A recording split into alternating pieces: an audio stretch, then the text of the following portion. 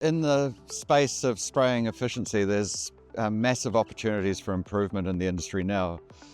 We've got a mix of old canopies, old sprayers, and new training systems and new spray technology.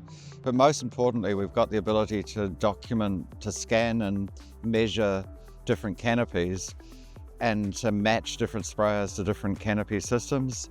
So the opportunity that represents is enormous in terms of better pest and disease control outcomes, better plant growth regulator outcomes, and serious efficiency gains in terms of the amount of chemical that we need to do the job. Look at it as a toolbox of opportunities in terms of the canopy sensing, mapping opportunities, but also the application technologies.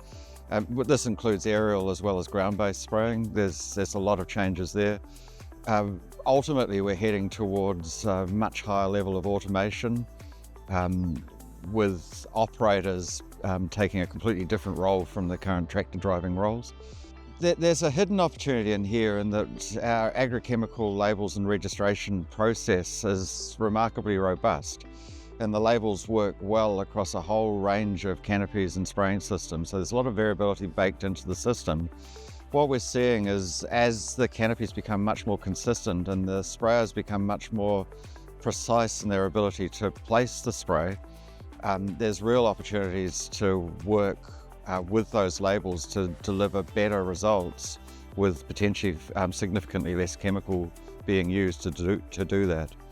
Unfortunately, as part of this new program of research, we've been looking at spraying practices on orchards in New Zealand and Australia. And what we're finding is approximately half of the machines that we look at have some significant and fixable fault, which is limiting their performance. Part of it's training of operators or manager, lack of understanding about the machines and how they work. And part of it's just poor systems to maintain the gear. And until we can address those limiting factors, it's going to be really hard to realise the potential of the change that's ahead of us. So it's a time of massive change, but a time of massive opportunity. Yeah, looking at efficiencies, we've got access to drone technology for spraying. So we've started only really early days in looking at best ways to apply by air, whether that be up and down the row or across the row, just to see the best results we can get. One, as a time-saving measure, to take tractors out of the orchard and just to be able to get product out when we need it. Look, it is really early days. It's exciting. It looks amazing flying through the orchard. So look, we just keep on trying, I suppose, is all we can do until we get that real sweet spot of getting the right amount of product out to the right target at the right time. I love Excel. I really like numbers, to be able to open up Excel spreadsheets and have a look year on year on and comparing the same week of growth as to what's going on this year compared to last year and previous years. Just lets us make management decisions on the fly, so we can pull the phone out of the pocket, have a look at what's going on, and know if we're on track as to where we need to be to finish the crop off. We've got a block of gala that we always struggle to get size in. No matter what I do, I just can't get that fruit up to the premium size. But we're fortunate that we've got at the front of our premises a farm shop that we have a really good local clientele come in buying fruit. So that smaller fruit we're able to bag up and sell and get that premium retail dollar.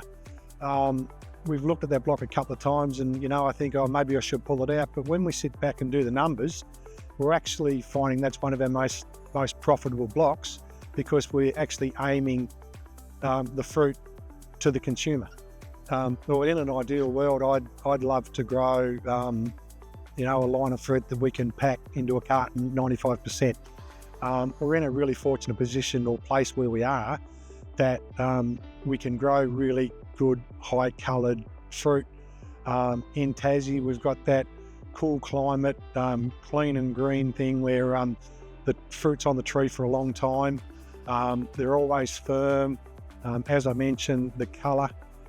So we can pick our fruit at a premium, and we can store it because it's nice and firm, and basically sell it when we want to, not when we need to. Yeah, look, I think to improve consumption, I really think we need to seriously look into growing the right varieties in the right area. I can't see the sense in growing an apple or a variety that requires really high colour in an area that doesn't colour.